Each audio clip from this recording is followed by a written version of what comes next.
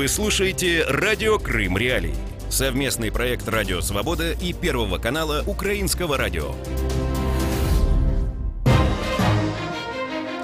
Здравствуй, Крым. У микрофона Павел Казарин. В эфире радио Крым Реалии. Как обычно, по будням 8:35, 18:30 на 549 АМ. И кроме того, в FM-диапазоне на 100,7. Кроме того, милости просим к нам на сайт, или на наши группы в социальных сетях. Мы вещаем с 7 до 10 утра каждое утро.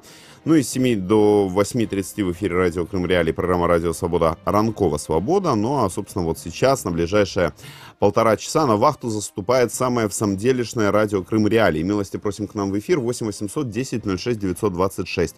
Звонки для крымчан бесплатные, со своей стороны гарантируем анонимность, а также к нашему эфиру могут присоединяться жители других украинских регионов по номеру 044 490 29 05. Первая тема, о которой сегодня будем говорить, это, безусловно, история про визит российского президента в оккупированный, аннексированный украинский полуостров. И эта тема, она так или иначе является топовой, собственно, для Крыма, и нет ничего удивительного в том, что мы начинаем наше обсуждение с нее. Хотя сегодня же, друзья, мы будем говорить о многих вещах. Мы будем говорить о крымско-татарском флаге, день которого отмечается как раз-таки в понедельник. И поздравляем, кстати, всех наших крымчан мусульманского вероисповедания с прошедшим накануне Ураза Байрамом. Друзья, и политика так или иначе, она диктует приоритеты, поэтому вот ближайшие 25 минут говорим о том, чем чреват визит российского президента на территорию полуострова. Детали сразу после небольшого сюжета. Репортаж. На сцену Артек-арены мы с большой радостью и волнением приглашаем президента Российской Федерации Владимира Владимировича Путина!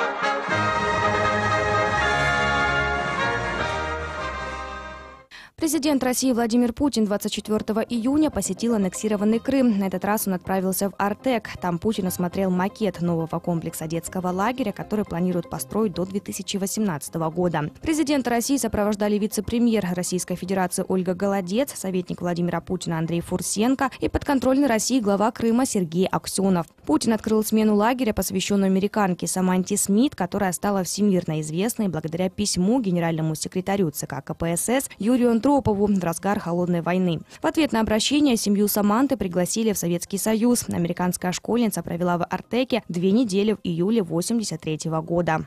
И сегодня праздник открытия 7-й артековской смены 2017 года!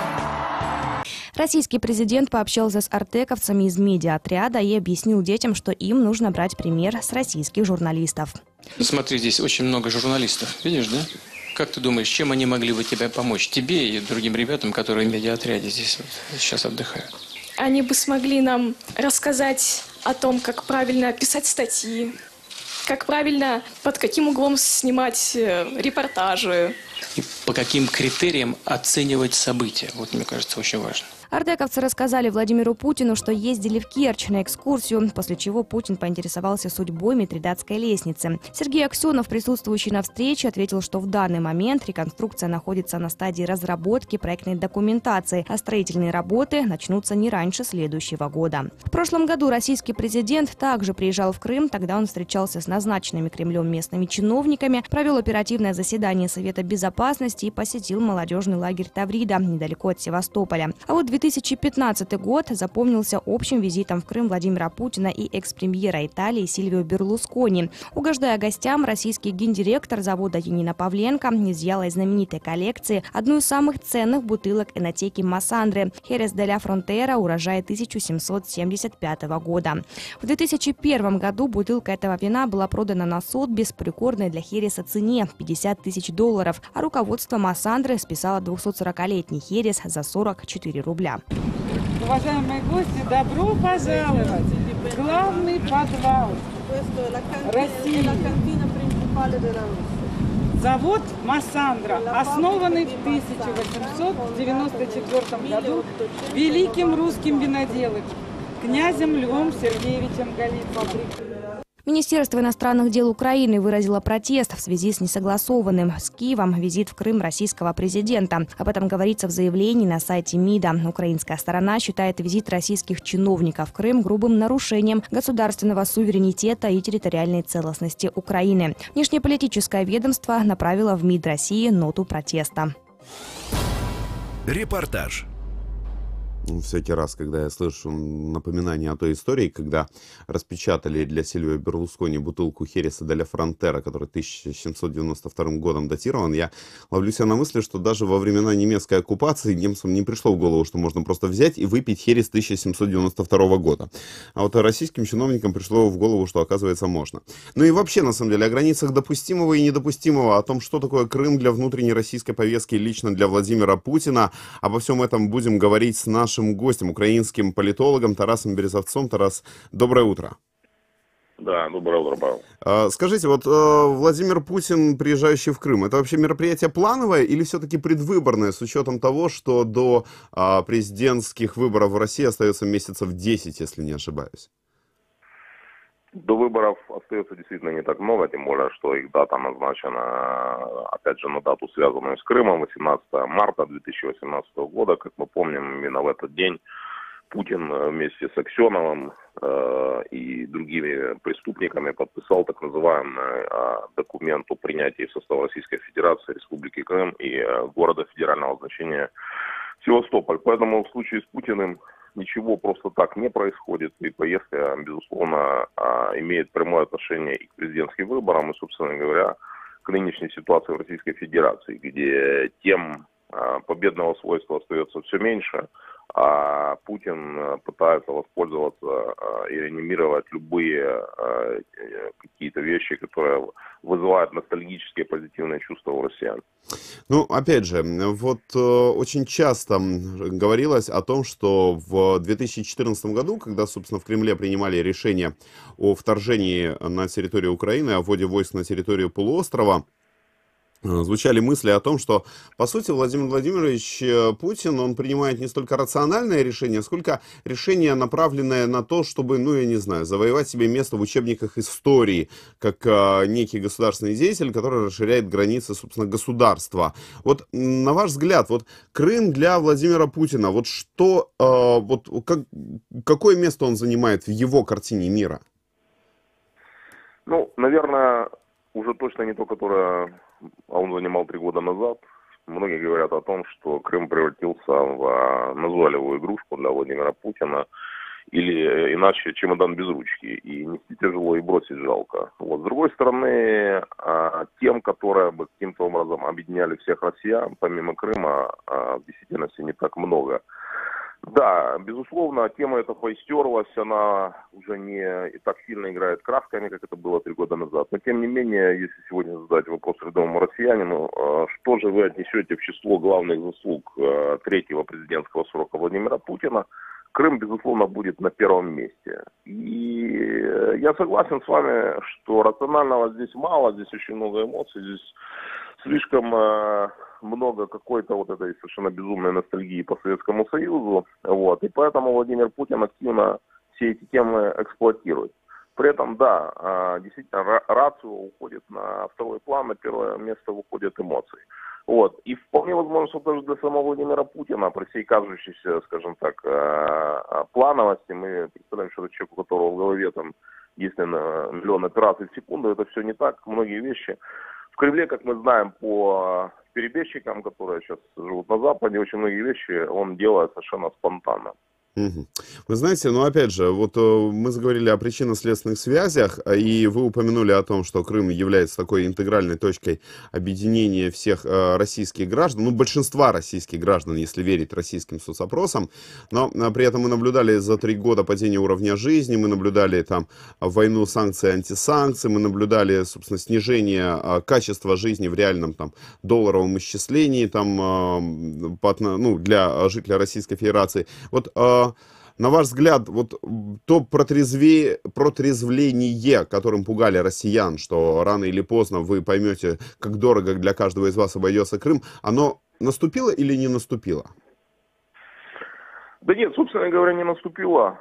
и не факт, что это все произойдет при жизни Владимира Путина. Мы видим о том, что по-прежнему темы войны с Украиной, Украину продолжают считать свыше 50% россиян, это прямое следствие развязанной 3 года назад агрессии. Более того, надо сказать, что Путин и война и русский народ – это вещи, которые связаны, и каждый из них несет за это ответственность. Еще непонятно, кто кого подтолкнул к войне больше. Путин русский народ или русский народ Путина. Потому что мы помним все эти мифы, которые жили с 90-х годов, все эти фильмы «Брат 2», «Вы мне еще за Севастополь ответите» и тому подобное. Поэтому в этом смысле питерец Путин – это чистый продукт русского народа, который, собственно, своими действиями только ответил на желание. Не было бы желание у русских захватывать Крым, вернуть его таким образом назад, вот, конечно, никакой Владимир Путин никогда бы на это не пошел. В конце концов, он же не захватывал Самарканд или Нагорный Карабах, а вернул, по мнению россиян, именно Крым, то, чего они все страстно хотели все эти последние 25 лет с момента независимости Украины. Угу.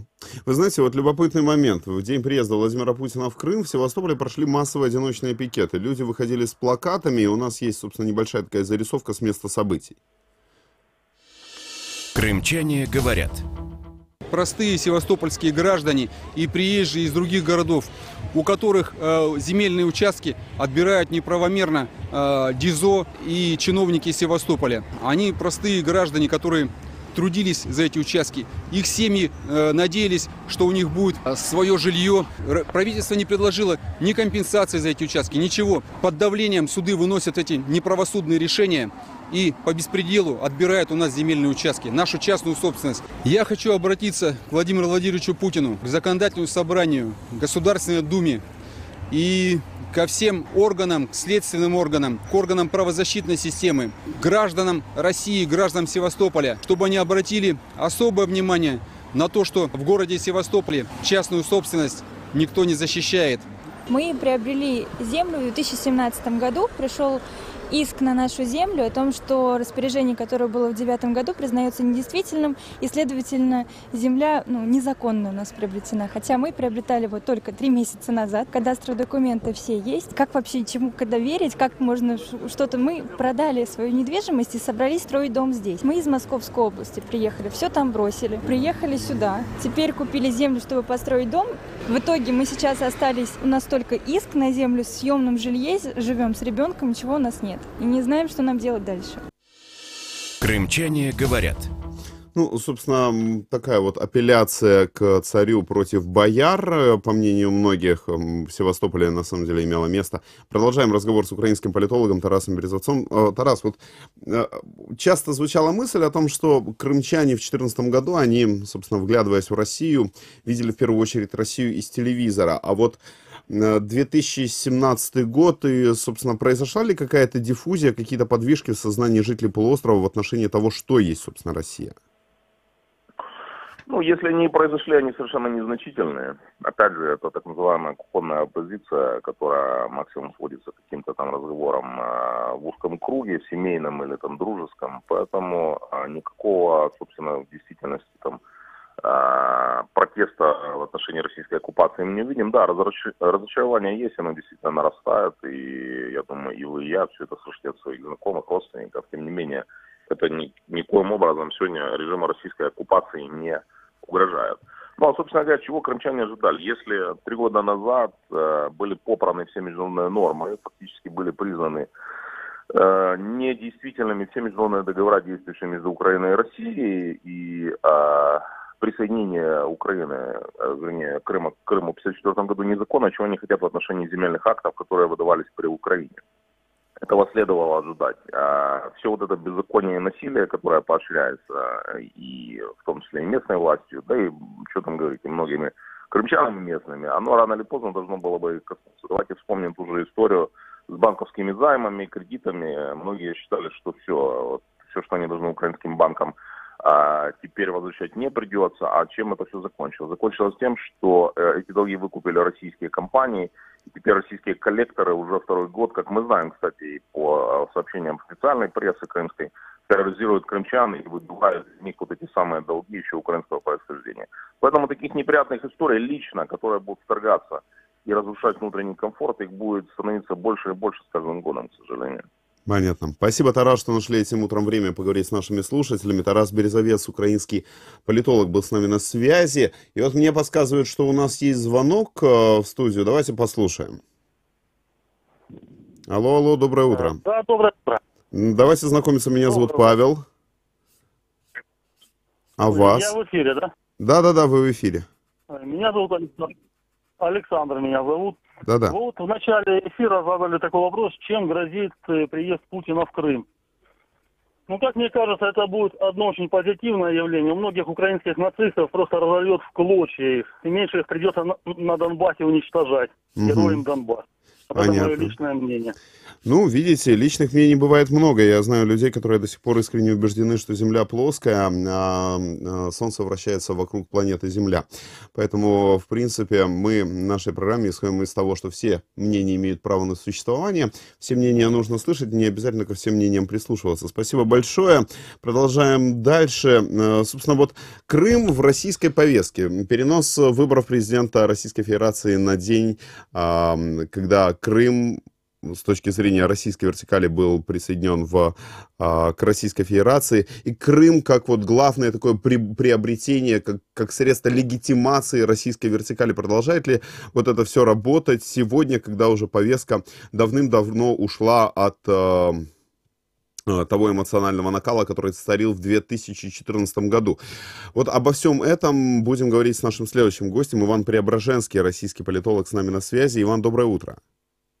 Доброе утро, Павел. Да, вот мы как раз и говорим, Крым как главная такая способ легитимации российской вертикали. Вот Крым как главное объяснение, зачем, собственно, российская вертикаль должна оставаться в своем бессменном виде. Вот это крымское оправдание, оно продолжает работать? Ну, оно, безусловно, продолжает работать, просто, может быть, немножко в другом формате и не для такого количества людей. Нет. Безусловно, происходит постепенно распад так называемого, как в тот момент говорили, крымского большинства или крымского консенсуса. Нет, и Крым уже не является главной определяющей, единственным оправданием для любых действий российских властей. Нет, но, тем не менее, значительное число граждан России по-прежнему считает это едва ли не главным достижением после победы во Второй мировой войне, как показывают опросы за 20 век. Поэтому это достаточно серьезный, тем не менее, фактор. Единственное, его уже надо использовать очень аккуратно, что, собственно, российские власти пытаются и делать. То есть не, как сказать, не дорастерять весь ресурс от аннексии Крыма психологический, который дает им дополнительные баллы, скажем так, в глазах населения. И поэтому не слишком трепать все это до президентских выборов. И постараться сохранить этот ресурс, чтобы получить хотя бы какие-то дополнительные проценты.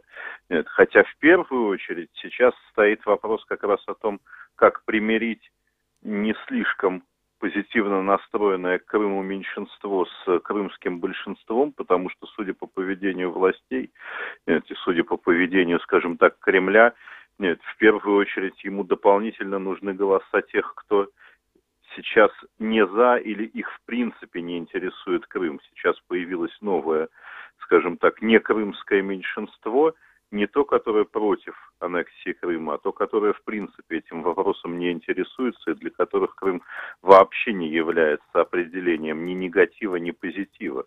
Нет, их волнуют другие вопросы. Вот именно другие вопросы — это самая сложная тема для Кремля. Иван, если позволите, вот нам поступил сейчас звонок, мы его примем, продолжим сразу беседу. Алло, доброе утро. Алло, доброе утро, вы в эфире, да. Поздравляю весь крымско-татарский народ Крыма с днем его флага. Желаю им дождаться того, что они ждали с 18 мая 1944 года. Они дождутся, все вернется. Во-вторых, я как-то беседовал с одним москвичом, который говорит, куда вы попали, куда вы пошли. Вы попали в такое, говорит, такой дурдом, говорит, не дай бог, говорит. с него вырваться невозможно. Говорит, но вы стремитесь, и все полностью. Во-первых, никогда не было демократии в Российской Федерации, и не будет его, когда будет находиться такое руководство и такие президенты, как на данный момент. Вот это все получилось, обыкновенная показуха с этой Ялтой, и все, полностью с Артеком. Во-первых, там забор обгородили свыше 6 метров, загородили от экстремистов. Они загородили весь пляж, все загородили. И люди, Гурзуф, не могут никак даже на пляж попасть. Понятно. Да, вот такое мнение прозвучало. Еще один короткий звонок, буквально секунд на 30. У нас есть возможность принять. Алло, доброе утро. Доброе утро. Доброе утро. Значит, предыдущий оратор, значит, я хочу продолжить его, значит, против его мнения выступить. Давайте. Значит, Россия вкладывает в Крым огромные деньги, в том числе Артек, 11 миллиардов уже вложили. Украине такое даже не снилось. Второе, Путин самый популярный сегодня президент в мире. Вот, и мы гордимся, крымчане, что мы ушли в 2014 году в Россию. Вот этого бардака, который замутили США и Украина, США и Запад в Украине. Понятно. Ваше мнение тоже прозвучало, услышано. Спасибо за звонок. Возвращаемся к беседе с Иваном Преображенским, российским политологом. Иван, ну вот мы видим, есть полярные звонки, собственно, в нашу студию. И вопрос вот в чем. Совсем недавно происходили такие одиночные пикеты в Севастополе. Там принимался генплан, согласно которому изымалось у жителей их приусадебные участки, на которые разрешение было получено еще либо в советские времена, либо в украинские времена. И, собственно, главный вопрос, который очень часто звучит в комментариях и на форумах, он о том, вот Крым — это пространство общероссийской правоприменительной практики, или это, условно говоря, эксцесс местных чиновников, вот такое вот там пренебрежительное такое жонглирование там правом собственности. Это болевая точка именно полуострова, или так вот, в принципе, вот ткань повседневного существования в других регионах Российской Федерации проявляется? Ну, я бы сказал, что в реальности Крым — это все-таки некое эксклюзивное пространство сейчас до сих пор, так же, как, условно говоря, многие северокавказские регионы. Нет, и это именно изначально так строилась схема по включению, скажем так, де-факто Крыма в состав России в смысле правовом. Нет, то есть мы не можем говорить о том, что Крым — это вот такое стандартное российское пространство, как бы российским властям не хотелось, тот же самый Воронеж, тот же самый Урюпинск, условно говоря, нет, Севастополь, нет, как и все остальные российские Урюпински. Нет, российские власти очень хотели бы, нет, чтобы это произошло, и постепенно стараются добиться именно этого от крымчан, но крымчане по-прежнему воспринимают, во-первых, сами себя, нет, как некое иное, нет, а во-вторых, у них есть, в отличие от большинства жителей, от жителей большинства российских регионов, представление о некой своей уникальности, внушенное, кстати, российскими же властями, нет. И на почве этого, собственно, и возникают конфликты, которые в большинстве российских регионов, в принципе, возникнуть нет, не могут. Нет, и эти вопросы решились бы каким-то иным, нет, более простым, скорее всего, способом. То есть мы имеем дело, с одной стороны, с тем, что российские власти нет, стараются статус Крыма, скажем так, вот такой символический снижать. Нет. С другой стороны, население, особенно в Севастополе, где особенно сильны были тенденции в пользу России, нет, не готово воспринимать себя как вот такой вот стандартный, скажем так, холопский, можем применить это слово, регион. Нет, и происходит то, что называется конфликт реального с некими представлениями, нет, о том, что такое Крым и как в Крыму можно все производить. При этом правовое поле, нет, как было разрушено в период аннексии, собственно, и оно было достаточно слабым, скажем честно, и в украинский период, так оно и остается. Понятно. Иван, я прошу прощения, к сожалению, вот 15 секунд, мы должны уходить на новости, друзья. Продолжим разговор и продолжим эфир буквально через несколько минут. Оставайтесь с нами.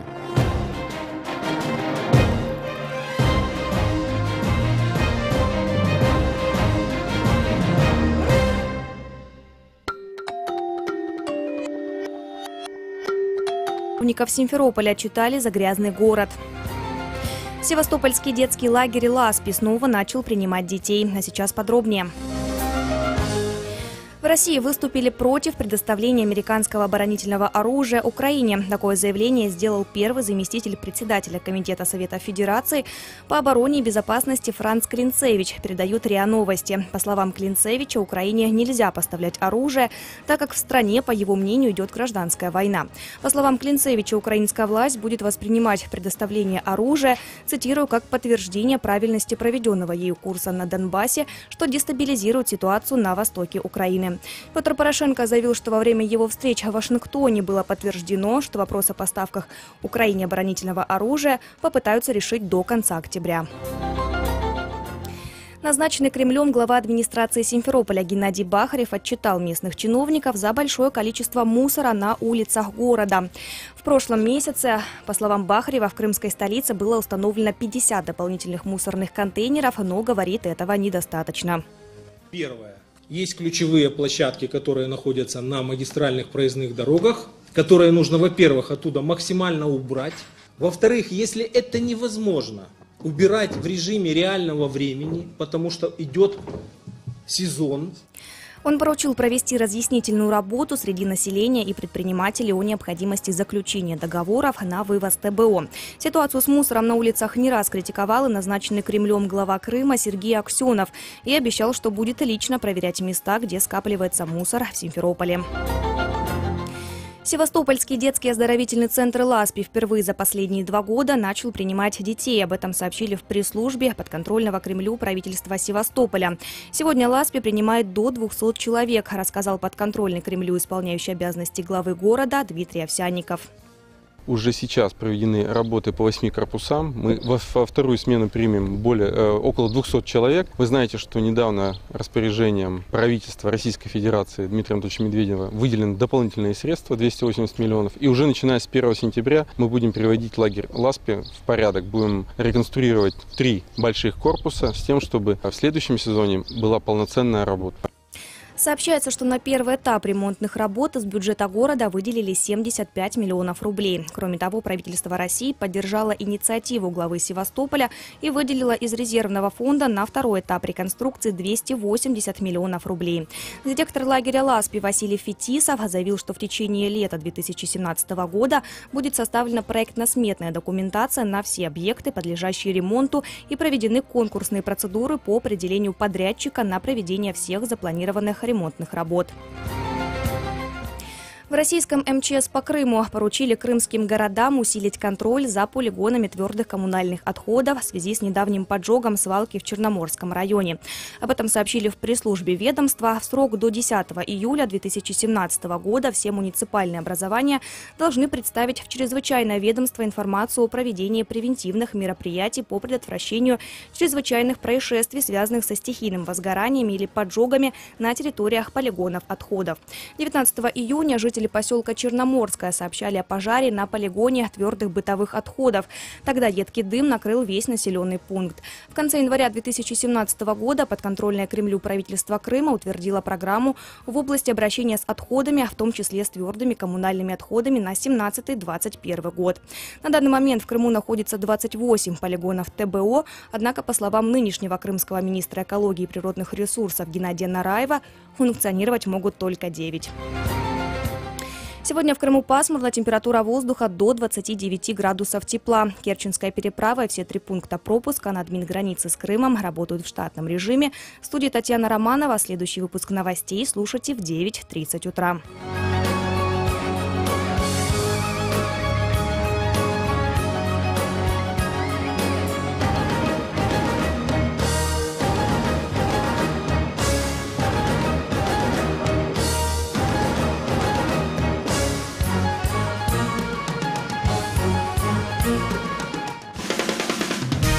Радио «Крым Реалии». Эфир утром с 7 до 10:00 на сайте Крым Реалии. В 8:30 утра и в 18:30 на средних волнах АМ. Частота 549 кГц. В FM-диапазоне на частоте 107 МГц. Новости. Важные события. Мнения экспертов. Крымчане имеют право знать. Друзья, вы имеете право знать, что вы можете найти нас в социальных сетях, на нашем сайте, вещание на Ютубе, так что милости просим. Кроме того, в наш эфир 8 810 06 926. Милости просим жителей других украинских регионов присоединяться к нашей беседе 044 490 2905. Меня зовут Павел Казарин. В ближайшие полчаса будем обсуждать призыв, весенний призыв, весенне-летний. Я не знаю, как правильно, редактор смотрит на меня и кивает, поэтому, окей, скажем, что летний призыв в российскую армию. 1700 человек в итоге отправили принимать присягу на верность. В общем, давайте слушаем небольшой репортаж и возвращаемся к разговору о всех подводных камнях этого процесса. Репортаж.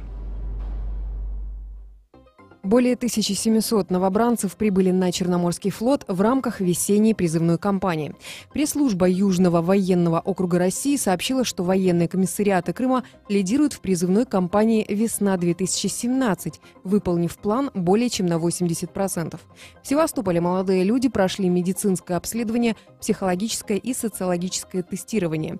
После прохождения приемно-технической комиссии их распределят в специальные роты для прохождения общевойсковой подготовки. Особенность этой призывной кампании состоит в том, что крымчане впервые будут служить не на территории полуострова, а во всех регионах соседнего государства России.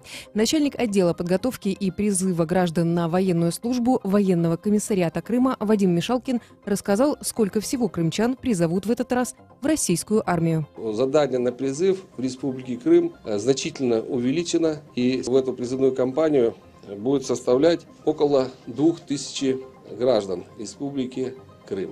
Ранее Третий комитет ООН принял резолюцию, которая запрещает российским властям призывать жителей полуострова в ряды вооруженных сил России.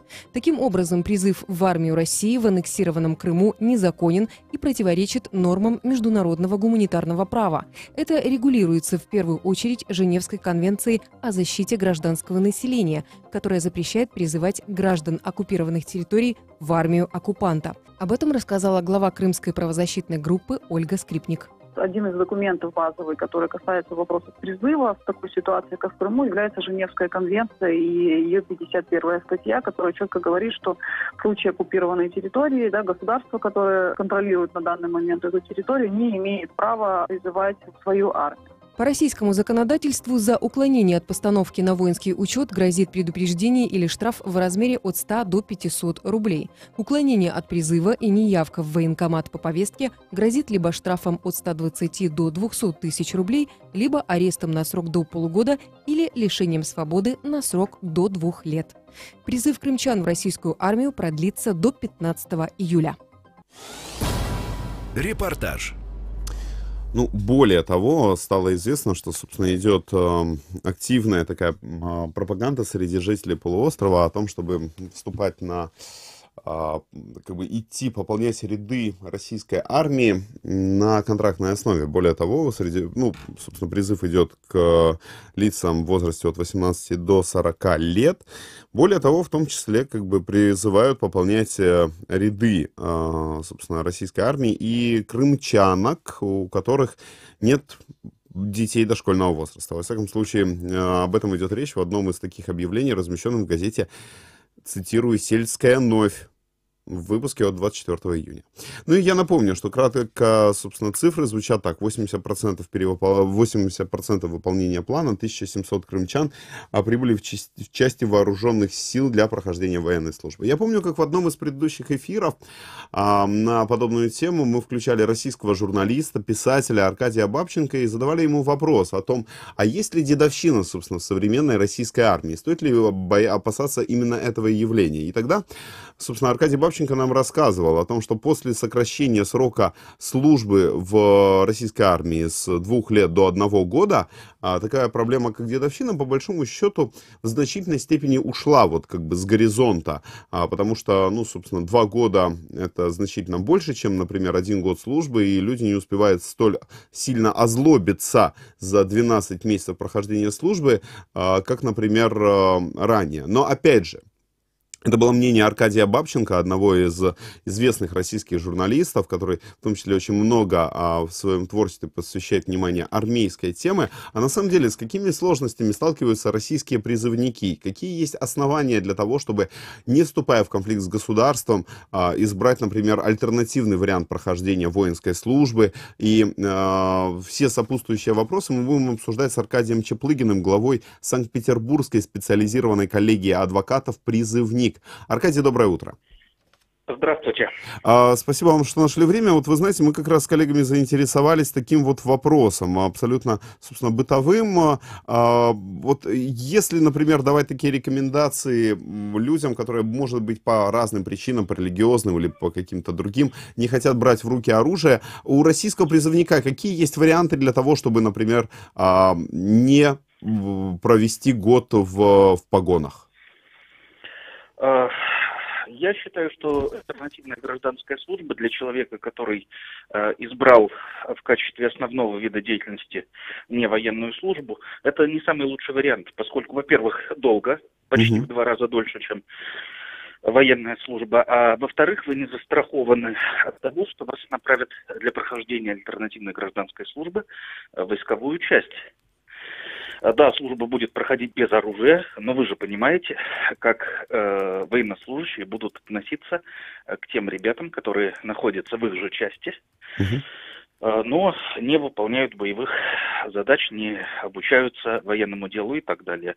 То есть мы создаем некоторую кастовость, которая в конечном итоге бьет по самим альтернативщикам. А вот насколько... Да, мы вас слушаем. Самый удобный способ не пойти в армию — это использовать действующее законодательство.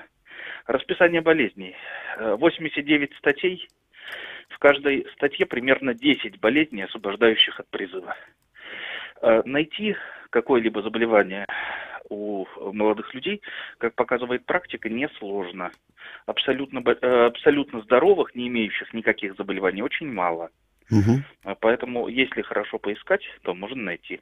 Даже если нам не удастся доказать ни на призывной комиссии, ни в суде то, что молодой человек страдает заболеваниями, освобождающими от призыва, то пока суд рассматривает дело, пока слушает апелляция, проходит призыв.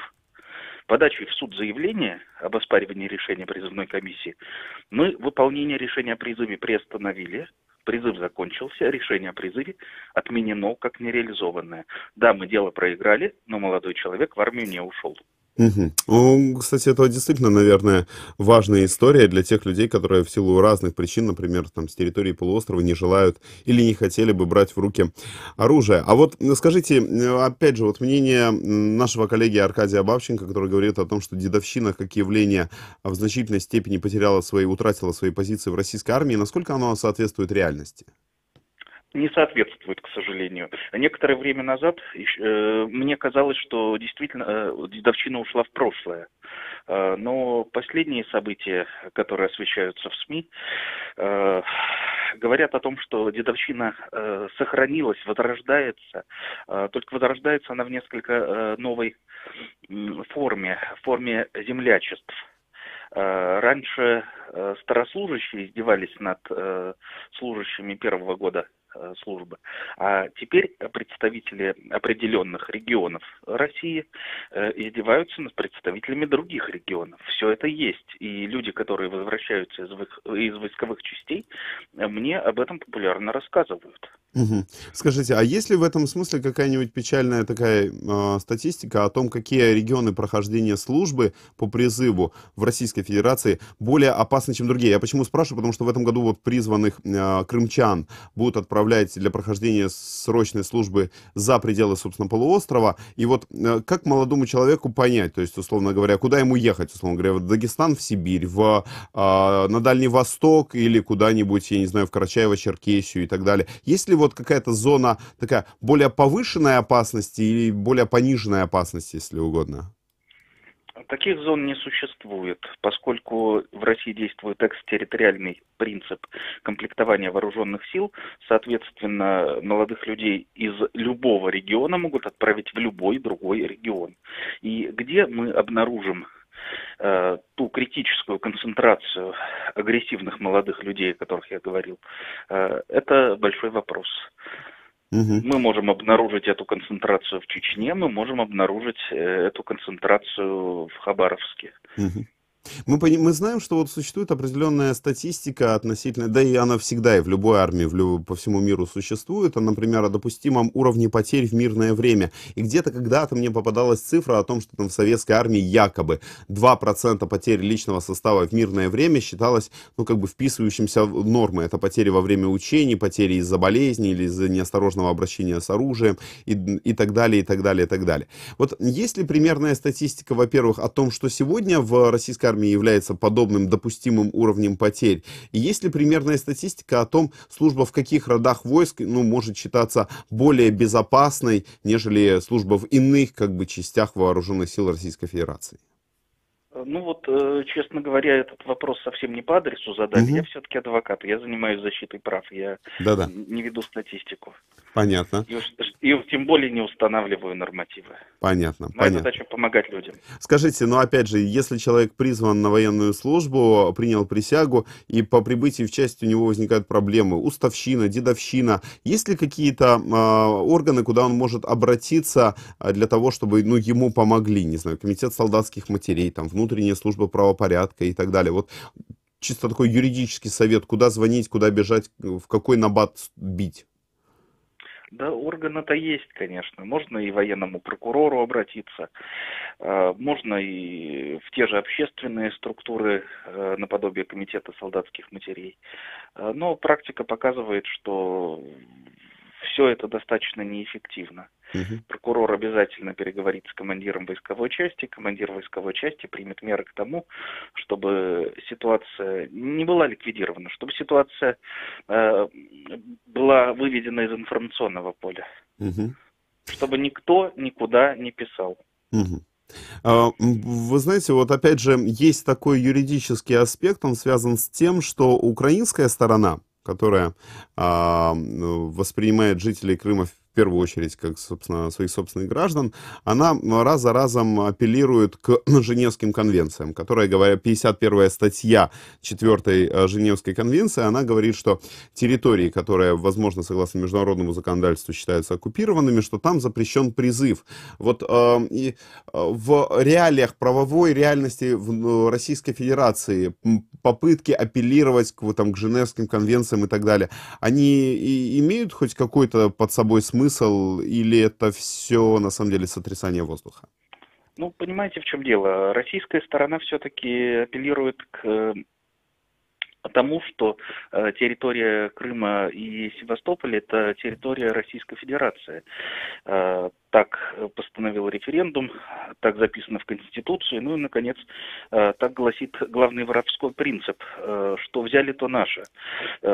Поэтому, соответственно, российская сторона будет осуществлять на этих территориях призыв, как бы не хотелось добиться обратного. И, собственно, этот вопрос решается лишь путем возвращения территории Крыма и Севастополя Украине. Других методов я не вижу.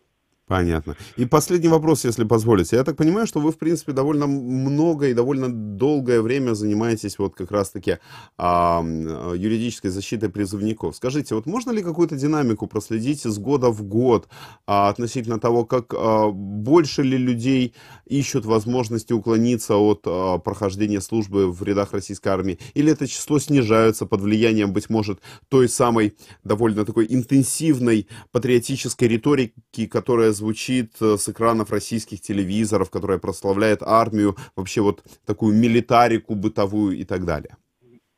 Да вы знаете, риторика тут ни при чем. Люди достаточно умны, чтобы понять всю фейковость этой пропаганды. Собственно, динамика такова. Если возникает какая-то боевая точка, соответственно, на нашей карте. Если где-то ведутся военные действия, значит, количество обращений ко мне увеличивается. Если Россия переживает спокойный, безвоенный период времени, то количество обращений уменьшается. Только так. Понятно. А в данном случае в российском коллективном представлении Донбасс выступает такой точкой, которая теоретически может стать местом дальнейшего прохождения службы? Да, безусловно. И после того, как Россия вторглась на территорию Украины, количество работы у меня прибавилось. Понятно. Спасибо вам, Аркадий. Аркадий Чаплыгин, глава Санкт-Петербургской специализированной коллегии адвокатов, призывник, был на связи с нашей студией. К нашей беседе подключается Кирилл Мартынов, редактор отдела политики «Новой газеты». Кирилл, доброе утро. Спасибо, что нашли время. Доброе утро. Кирилл, вы знаете, вот какое-то время назад говорили опять же, с нашим коллегой, журналистом, российским философом Максимом Горюновым, и он предлагал, собственно, идею о том, что последние 3 года, говорил он, со всех, собственно, российских телеэкранов достаточно идет такая риторика такого милитаристского толка, которая прославляет службу в армии, героизирует профессию военного.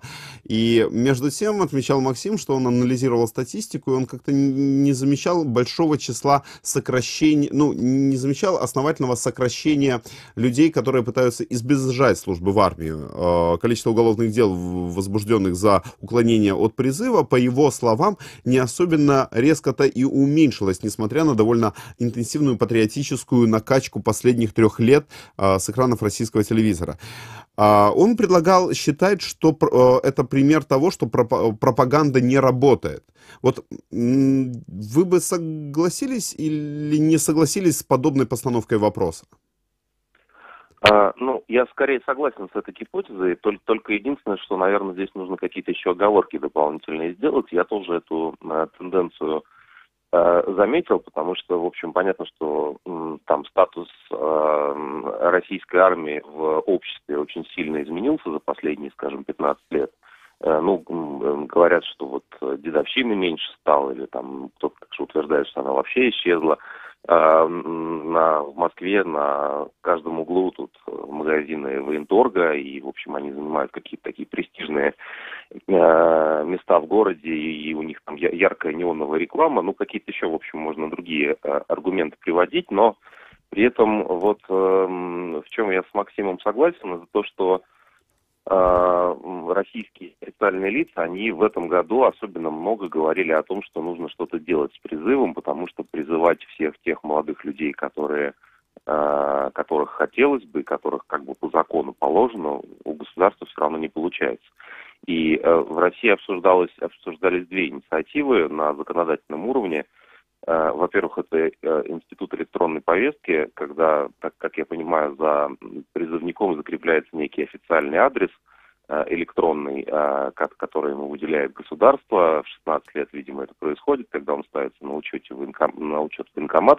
Вот, и дальше ему все отношения с военкоматом, они осуществляются не через почтальона по адресу прописки, как это до сих пор происходит. И, в общем, конечно, довольно странно, как это сейчас выглядит. А вот через электронную почту. Но этот законопроект был внесен в Думу, и в итоге принять его не смогли, потому что главный аргумент был в том, что законопроект дорогой, и что инфраструктуры для того, чтобы во всей стране его внедрять, как бы не через обычную почту работать, у государства сейчас на это денег нет. А вторая инициатива, она принадлежала, по-моему, такому господину Шаманову, депутату Госдумы тоже, который говорил, что поскольку призывать не получается нужное количество бойцов, как бы пользуясь этой терминологией, то нужно повысить призывной возраст. И здесь, конечно, многие просто очень сильно переполошились. Речь шла сейчас призывной возраст 27 лет, верхняя граница, речь шла о 30, и кто-то даже говорил о 35. И понятно, что молодые люди в Москве как-то тяжело переживали эту новость, те, кто успел ее заметить, но ее вовремя сняли и сказали, что это инициатива Шаманова, и на самом деле ничего такого нет. А это то, что, в чем я с Максимом согласен, есть, мне кажется, одна важная оговорка. Все-таки Россия, большая и такая довольно сегментированная страна. Понятно, что если речь идет о крупных городах, то тут желающих служить особенно нет. Но помимо крупных городов, там, миллионников и Москвы, Санкт-Петербурга, есть довольно много других социальных каких-то пространств в России, где служба в армии сейчас это, вот эти пресловутые социальные лифты, хотя, конечно, и шутить, и вообще говорить про них после всего того, что было в последние годы, на Донбассе, в частности, в общем-то, как-то и не очень хорошо во всех смыслах слова. Но я думаю, что действительно, если речь идет о российской глубинке, то там находятся желающие в армии служить сейчас больше, чем раньше. Вы знаете, есть возможность принять буквально короткий телефонный звонок на 30 секунд. Доброе утро, вы в эфире. Здравствуйте. Хотел вопрос задать. В сравнении российская армия и украинская армия, в какое сейчас положение, как вы считаете? Понятно. Спасибо вам за звонок. Я, правда, не знаю, насколько, собственно, наш гость Кирилл Мартынов, редактор отдела политики «Новой газеты», готов выступать в этом смысле в роли военного эксперта, но не буду отбирать у него хлеб. Я не расслышал. Собственно, вопрос гостя был в предложении сравнить ситуацию и состояние, в котором находится российская армия, в сравнении с украинской. Нет, я, к сожалению, не могу сказать, я за украинскими вопросами в этом вопросе не слежу, конечно. Кирилл, еще один вопрос. Мы с одной стороны наблюдали, как на последние антикоррупционные митинги выходит молодое поколение, которому на момент, собственно, аннексии Крыма было, наверное, 13-14 лет. И последние 3 года они жили в ситуации довольно такой посткрымской реальности, то есть вставание с колен, мироточащие бюсты, радиоактивный пепел, искандеры и так далее, и так далее. И они сегодня оказались в роли призывников. Они сегодня люди призывного возраста. И одновременно они же, это нередко их сверстники, они выходят на протестные антикоррупционные митинги. Что не так для власти с первым поколением, выросшим при Владимире Путине? Мне кажется, первое поколение, оно себя чувствует обманутым, по крайней мере, опять же, если речь идет про города. Я не могу сказать, что это касается всей страны, но здесь уже, в общем, даже и средние города подключились к протестной активности. Мне кажется, что они чувствуют себя обманутыми в том смысле, что они не переживали этой эйфории, связанной с патриотическим подъемом, который как бы имел место 3 года назад, 3-4 года назад. Но они при этом несут своими жизнями, своими карьерными возможностями ответственность за те решения, которые были приняты тогда, и, в общем, не только не ими, но и, в общем, не при их горячем одобрении. И поскольку горизонт возможностей какой-то для молодых людей в России, конечно, очень резко сузился, это объективный факт, за последние годы с точки зрения карьеры, с точки зрения того, где можно учиться, за пределами России в частности, то конечно, многие, особенно на фоне такого лицемерия, которое в российском обществе распространено, многие считают, что, в общем, это довольно обидно. Я для себя эту ситуацию так понимаю. Отчасти я здесь не объективен, возможно, потому что мой опыт общения с этой возрастной когортой, с людьми этого возраста, это, как правило, очень хорошие школы и студенты, с которыми я имею возможность встречаться во время преподавания. Спасибо вам большое, Кирилл, что нашли время этим утром поговорить с нашими слушателями. Кирилл Мартынов, редактор отдела политики «Новой газеты», был на связи с студией радио «Крым Реалии». Реальность такова. 1700 крымчан, собственно, будут приносить присягу Российской Федерации, несмотря на то, что, собственно, это противоречит Женевской конвенции. Знаете, опять же, нет безвыходных ситуаций. Слушайте радио «Крым Реалии». Несколько новостей из этого эфира, которые, на наш взгляд, мне лично показались важными, они появятся на нашем сайте сразу после окончания эфира. Буквально через несколько минут будем говорить еще об одной важной для Крыма теме — День крымско-татарского флага. От прошлого до настоящего. Оставайтесь с нами.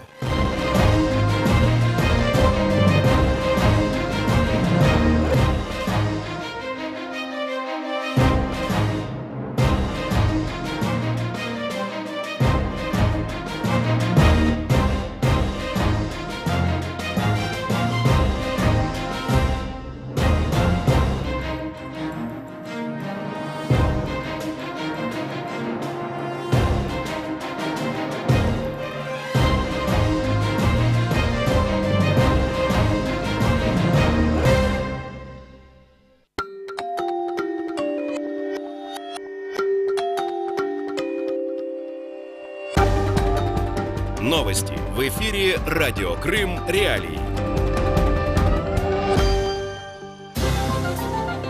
В студии Татьяна Романова. Коротко о главном. Во время визита Путина в Крым севастопольцы вышли на одиночные пикеты. Крымчан продолжают набирать в российскую армию по газетным объявлениям. ФСБ России заявила, что террористы используют мессенджер Telegram. А сейчас подробнее. В Севастополе в субботу, 24 июня, жители города вышли на одиночные пикеты с плакатами, на которых содержатся призывы к президенту России Владимиру Путину. Он в этот день посетил аннексированный Крым. Пикетчики протестуют против нового генплана города, которым предусмотрено перевести земли частного сектора в зону малоэтажной многоквартирной застройки. Пикетчики возмущены правовым беспределом, с которым они столкнулись в Севастополе, рассказывает крымским журналистам житель города Вячеслав Быков. То я купил в городе Севастополе земельный участок, который находился у меня до решения суда в частной собственности. Участок был куплен правомерно по всем правилам и законам Российской Федерации, то есть оформлен через нотариуса. Первичные документы были российские, и кадастровый паспорт был уже российский. Многие из участников пикета – бывшие жители соседней России. Они продали там имущество, купили и оформили земельные участки для индивидуального жилищного строительства в Севастополе. Теперь власти Севастополя отбирают эти участки через суд. Мы приобрели землю в 2017 году. Пришел иск на нашу землю о том, что распоряжение, которое было в 2009 году, признается недействительным, и, следовательно, земля незаконно у нас приобретена. Хотя мы приобретали его только 3 месяца назад.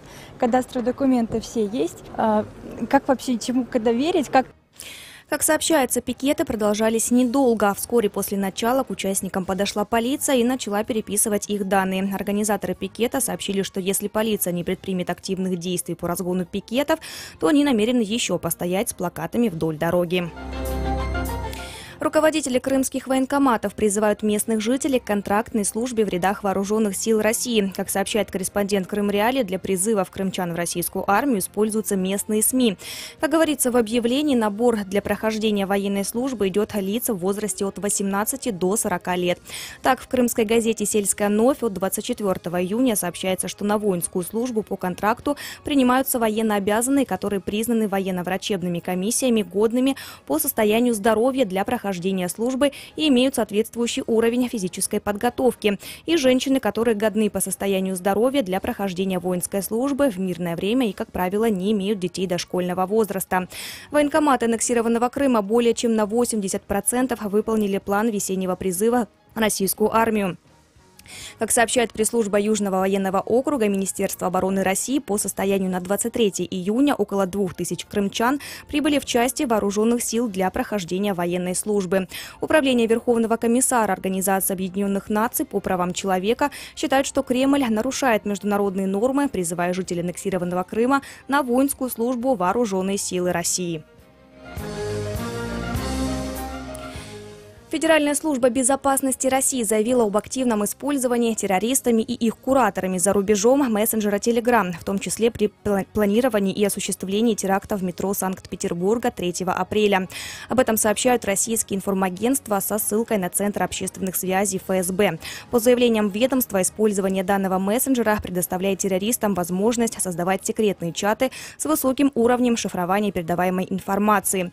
23 июня глава Роскомнадзора Александр Жаров в открытом письме к создателю Телеграма Павлу Дурову призвал команду сервиса выполнить российское законодательство и зарегистрироваться в статусе распространителя информации. В противном случае по закону мессенджера грозит блокировка, отметил он. Дуров назвал стремление российских властей заблокировать сервис саботажем государственных интересов и отмечает, что после блокировки Телеграм переписки российских чиновников перейдут в сервисы, которые находятся под контролем США. Сегодня в Крыму пасмурно, температура воздуха до 29 градусов тепла. Керченская переправа и все 3 пункта пропуска на админгранице с Крымом работают в штатном режиме. В студии Татьяна Романова. Хорошего дня и услышимся вечером.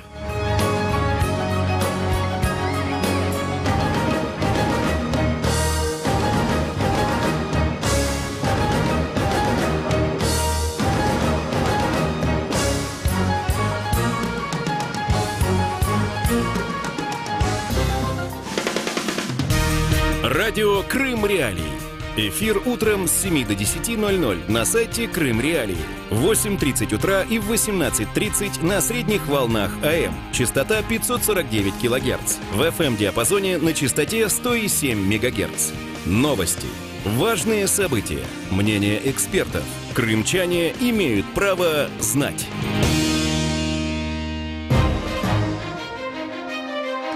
Здравствуйте, друзья, и снова Павел Казарин, и снова радио Крым Реалии. Как обычно, можете заглядывать к нам на страницу в социальных сетях, на наш канал на Ютубе, на наш сайт, прямая трансляция. Можете за нами не только послушивать, но даже немножечко подглядывать.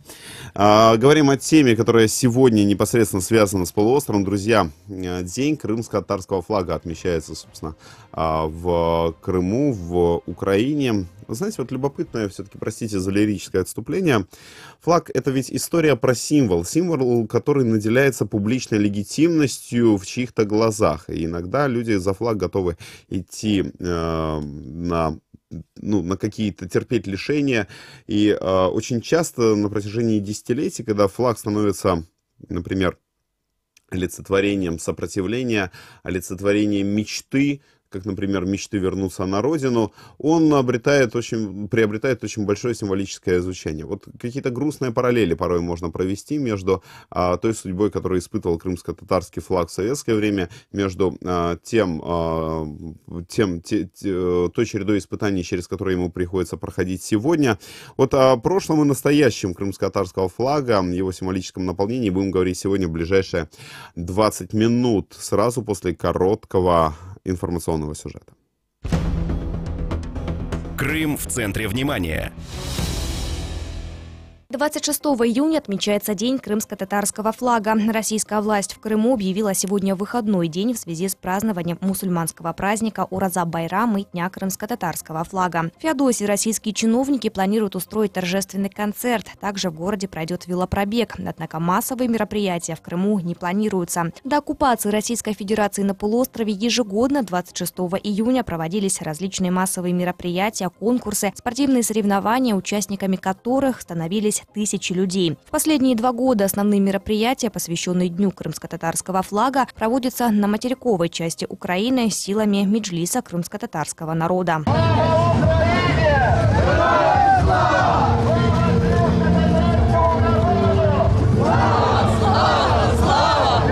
В прошлом году в этот день в Киеве несколько сотен активистов прошлись по городу шествием с крымско-татарским флагом длиной 39 метров. Флаг крымских татар представляет собой полотно небесного цвета с изображенным на нем знаком «Золотой тамгой». Сегодня флаг коренного народа Крыма стал символом сопротивления, говорит лидер крымско-татарского народа Мустафа Джемилев. Татарский флаг – это сейчас символ сопротивления оккупации, причем не только для крымских татар, но и для всех людей, всех национальностей, которые ожидают, борются за освобождение Крыма. В этом году в Киеве также пройдут мероприятия, приуроченные ко Дню крымско-татарского флага. Автопробег и шествие по улице Крещатик. После на Майдане Независимости состоится митинг. Крым в центре внимания.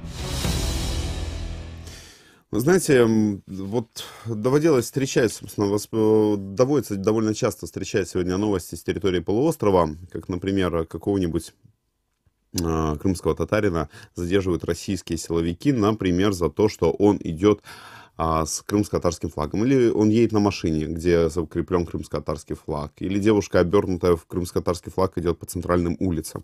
И российские силовики нередко это воспринимают как эдакую демонстрацию, как эдакую политическую фронту, как эдакое политическое заявление. И насколько в этом смысле перекликается судьба крымско-татарского флага сегодня с той судьбой, которую переживало это знамя там еще несколько десятилетий назад. Вот об этом будем говорить с нашей гостьей Задие Салиева, ветеран крымско-татарского национального движения, на связи с нашей студией. Доброе утро. Доброе утро. Вот вы знаете, мы как раз сегодня в преддверии, точнее, этого дня в редакции задумались, и вот в советское время, во время возвращения, собственно, на родину из депортации, вот было ли у властей такое агрессивное отношение к крымско-татарскому флагу, голубому полотну с золотой тамгой?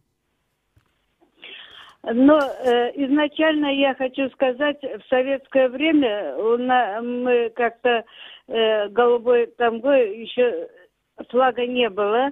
Мы практиковали в Узбекистане. Есть такой город Беговат, где всегда в 60-е годы 18 мая вешали черный флаг на самой высокой трубе цемзавода. И вот тем временем, тем самым, как бы мы доказывали свое, значит, несогласие с этим властями, с этим государством. У нас всегда было ненасильственные методы борьбы. Вот таким методом мы как бы сопротивлялись. А в 1971 году, значит, решили цемзавод, власти окружили милицией, чтобы не вешали на этой трубе, значит, черный флаг. А в то время в другой части города Беговата есть такая остановка, символично получается, остановка называется Запорожье, значит, где протекает река Сырдарья. И там две высоковольтная линия проходила.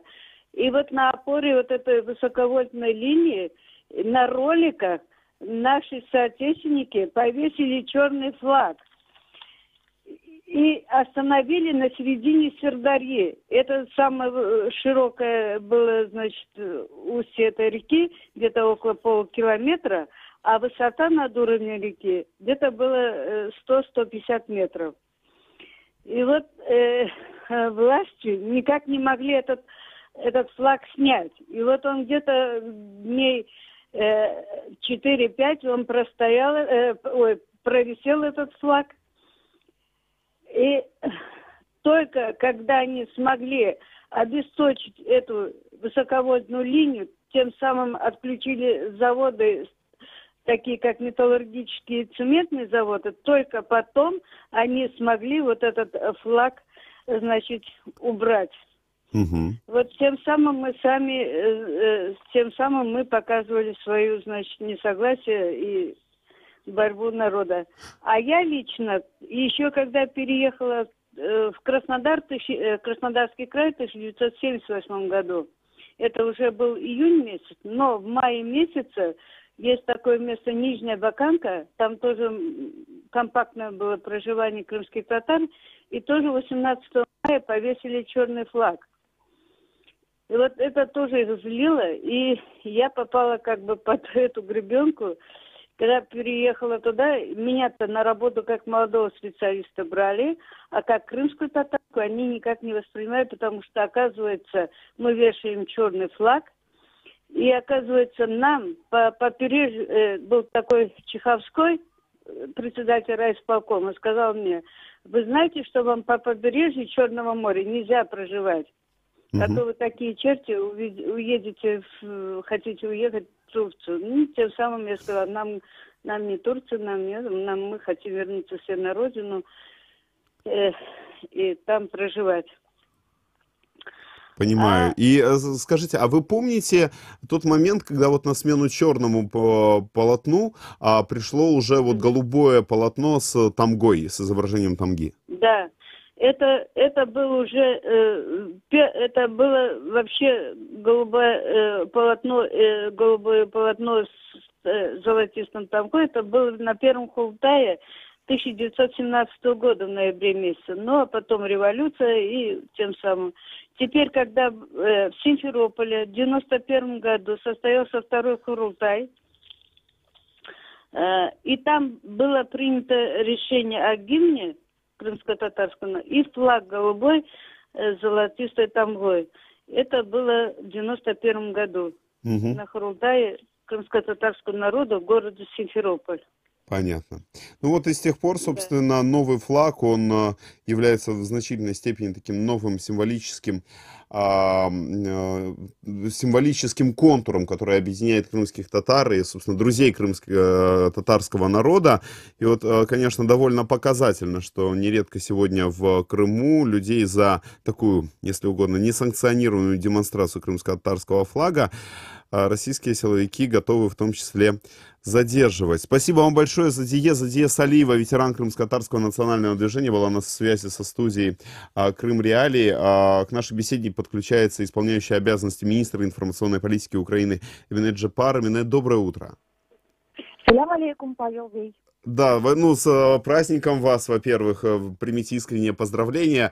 И если позволите, вот вы не могли бы рассказать, во-первых, о том, в Украине этот день будет ли как-то сегодня отмечаться или какие-то мероприятия проходить, приуроченные к Дню крымско-татарского флага? Ну, это во-первых, вот для начала на этом остановимся. Спасибо большое за вопрос, Павел. Я как раз сейчас за рулем еду на пресс-конференцию, где мы вместе с представителями МДЖИСа крымско-татарского народа планируем анонсировать ряд мероприятий, которые сегодня в течение дня будут иметь место. Конечно, если говорить о Министерстве информационной политики, мы уже 3-й год подряд проводим коммуникационную кампанию, посвященную этому Дню флага. Мы изготовили видеоролик, посвященный Дню флага. Он у нас на 3 языках: русском, английском и украинском языках. Мы его передаем Министерству иностранных дел для того, чтобы они могли дальше, соответственно, этим роликом пользоваться как раз с точки зрения донесения информации об этом дне и о крымско-татарском народе. Ну, не секрет, наверное, что этот флаг стал таким себе символом сопротивления, потому что крымские татары были одни из самых организованных сил в 2014 году, которые заявили о непринятии российской действительности, о бойкоте так называемого референдума. И этот флаг сегодня вместе с украинским флагом — это такие два символа сопротивления. Ну и тут символично то, что одинаковые цвета и у крымско-татарского, и украинского флагов. Поэтому наша кампания, она проходит под лозунгом «Два прапори, єдина країна». Смысл в том, что это два народа, которые сегодня выборуют свою идентичность, свою настоящую культуру, историю, не советскую историографию, которая искажала и размазывала эту идентичность, да, и самое главное — это независимость и свободу от старшего брата, так называемого, от Российской Федерации. Угу.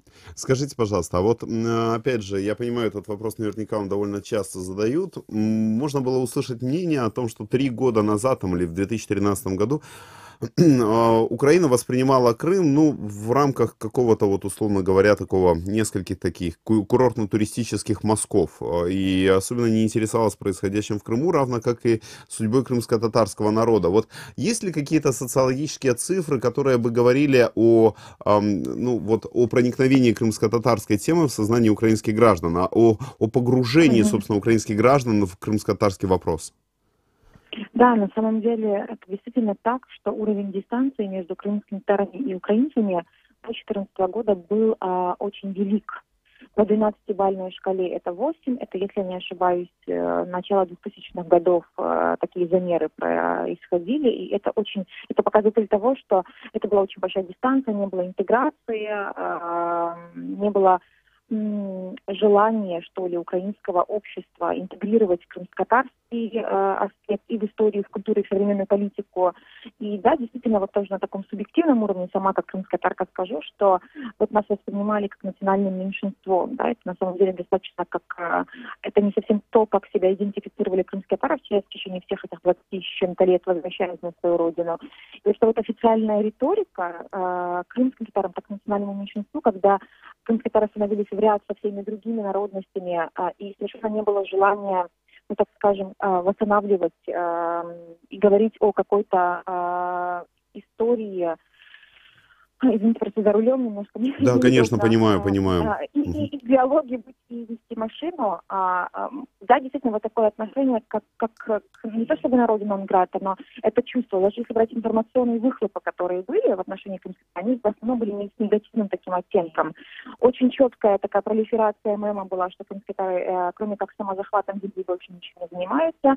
В том числе не было объяснения и понимания украинского общества, почему эти самозахваты имели место. И вот это вот все, оно, как бы, собственно, в таком большом информационном поле формировало достаточно негативное или, ну, максимум нейтральное и дистанционное отношение к крымским татарам. Вот после 2014 года украинское общество перезагрузило, во-первых, на формальном, на официальном уровне свое отношение к крымским татарам. Ну, во-первых, нас признали коренным народом. Украина присоединилась к декларации ООН по правам коренных народов. Это то, за что крымские татары боролись больше, чем 20 лет, возвращаясь в Украину. Сегодня decision maker или крымские имеют возможность влиять на decision making, да, то есть на принятие каких-то решений, связанных с Крымом. Это то, в принципе, тоже, что было одним из условий национально-освободительного движения крымско-татарского народа со времен второго круга в 90-е годы, о котором говорила Зодия Ханум. То есть, в принципе, сегодня вот на таком общественном уровне мы чувствуем, я как работая в Министерстве информационной политики, чувствую, что есть очень большой запрос на то, чтобы узнать настоящую историю крымских татар, кто такие крымские татары с точки зрения социально-культурных моментов. Мы проводили исследования в марте 2016 года. Наши данные показывают, что, например, украинское общество более 60% готово поддержать усиление политики в отношении языка и культуры. Ну, то есть, чтобы Украина шла на так называемую позитивную дискриминацию в отношении поддержки языка и культуры. Это как раз вот те данные, которые для нас являются такой основой в понимании, насколько, например, Украина будет готова поддержать идею крымско-татарской национальной и территориальной автономии, да, в рамках Украины. Вот такие цифры мы действительно в марте фиксировали. Мы планируем также в этом году провести, ищем ресурсы на это, для того, чтобы у нас были данные по дистанции. Да, вот то, что у нас в 12-бальной шкале были в 2000 году 8 дистанция, то мы хотим сделать такой же замер сейчас, уже в 2017 году, посмотреть, какая динамика здесь и что изменилось. Вы знаете, ну вот это действительно же такой важный и знаковый момент о том, что вот эта трансформация в сознании происходит. И вот если до недавнего времени, там еще несколько лет назад, крымские татары не попадали вот в этот общий контур украинской политической нации, то сегодня вот в 2014 году те процессы, которые начались, которые происходили в связи с... которые происходили на Майдане, которые происходили во время протестных митингов в Крыму, они вот этот вот контур, общий контур расширили, и, соответственно, вот эта взаимная интеграция, опять же, вот и исходя из ваших слов, она произошла. Исходя из... Вот вы упомянули о том запросе на информацию, который есть у жителей материковых областей Украины в отношении крымских татар. А в первую очередь это какие вопросы? Вот даже вот в частных беседах вам, например, какие вопросы адресуют? Я не очень услышала ваш вопрос. Да-да-да. Вот какие вопросы, запрос на какую информацию у украинцев в отношении крымских татар сегодня есть? А какую информацию они готовы от вас слышать? Очень интересуются современным положением, то есть реальным положением крымско-татарского народа в Крыму, в первую очередь, да, и с точки зрения правонарушений, которые есть, и вообще с точки зрения социально-культурных проявлений. То есть вот как крымским татарам сегодня живется в Крыму, это основной вопрос. Это, кстати, вопрос не только со стороны украинского общества, да, который чаще всего задают, а это еще и вопрос со стороны международного сообщества. То есть есть сегодня запрос на то, чтобы знать, как реально живется крымским татарам в Крыму. Но потом один из таких наиболее задаваемых вопросов — это как себя крымские татары позиционируют в будущем. Да? Верят ли в деоккупацию, и если деоккупация произойдет, какой статус у крымско-татарского народа будет, как они себя видят вот в этом контуре политическом, я бы уже сказала, и какая политика будет проводиться в отношении крымско-татарского народа. Очень часто спрашивают, насколько сегодня крымские татары довольны той политикой, которая производится в отношении них официальным Киевом. Это часто спрашивают иностранные дипломаты, представители и Межвица, и меня как крымско-татарки. То есть эти вопросы очень-очень интересуют. Я единственное, что хотела добавить вот к нашему изначальному диалогу, да, вот тому вопросу, насколько интегрированы крымские татары. Вот сегодня есть истории успеха, когда крымские татары могут быть национальным успехом Украины. Это как Джамала, да? Ее песня о депортации крымских татар, она сама как исполнительница, крымская татарка, украинка, она победила на Евровидении, и вот сегодня общество начинает осознавать, что крымские татары, интегрируясь в этот контур, социально-культурный контур, могут побеждать. Есть кейс Мусафы Джемилева, авторитет которого сегодня очень высок, да, не только в крымско-татарском сообществе, не только в крымско-татарском народе, но и в украинском обществе.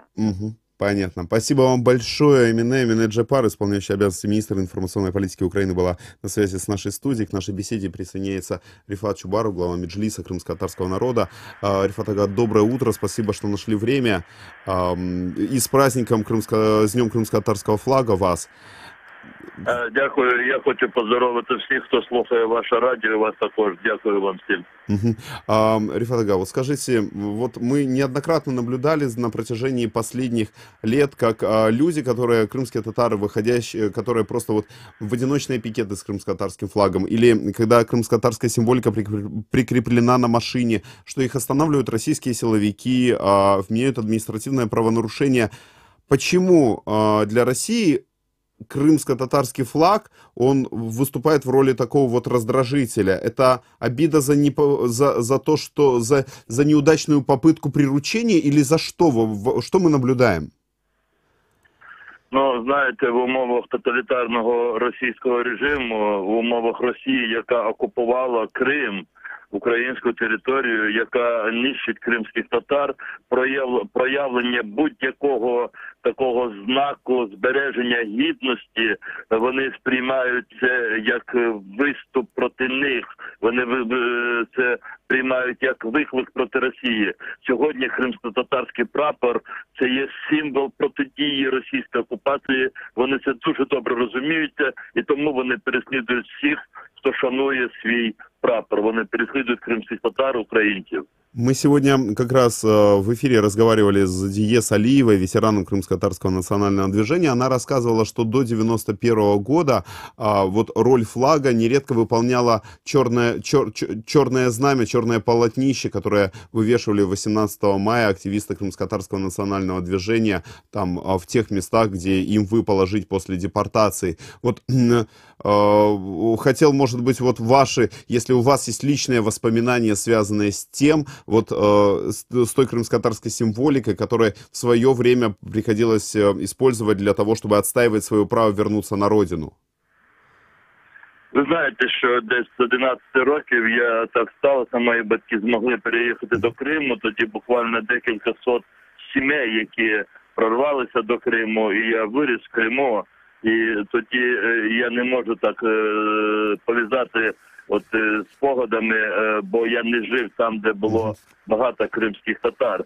Але хочу сказати про те, що саме повернення прапору кримсько-татарського блакитного полотнища золотою томгою, воно відбулося, коли в 91-му році мене, і я так відчуваю, у багатьох кримсько-татар було таке, знаєте, відчуття повернення щось такого, що не вистачало все життя. І я думаю, що і ви це знаєте, наскільки органічно оцей прапор було повернуто в 91-му році, кримсько-татарське життя. Він знову був піднятий над Кримом, і я вже вірю в те, що він ніколи вже не буде спущений на своїй землі. Спасибо вам большое, Рифат ага, за то, что нашли время к нашей беседе присоединиться. Рифат Чубаров, глава Меджлиса крымско-татарского народа, был на связи с нашей студией. Еще раз поздравляем и Рифата Абдурахмановича, и всех наших крымско-татарских друзей, да и всех, собственно, крымчан с Днем крымско-татарского флага. Сегодня в Киеве, например, друзья, будет проходить ряд важных мероприятий. Это и автопробег по городу, это и детские, и другие мероприятия на Майдане Независимости, это и такое шествие с большим национальным крымско-татарским флагом по Крещатику. Все это будет происходить где-то начиная с 4 часов.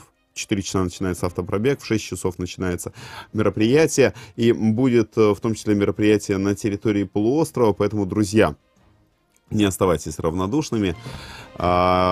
Соседи, это, знаете, порой это важнее, чем родственники, потому что они всегда рядом, и нужно уметь видеть соседей друга, уметь протягивать другу руку, поэтому берегите себя, берегите соседей, слушайте радио Крым Реалии, а мы говорим вам до скорого.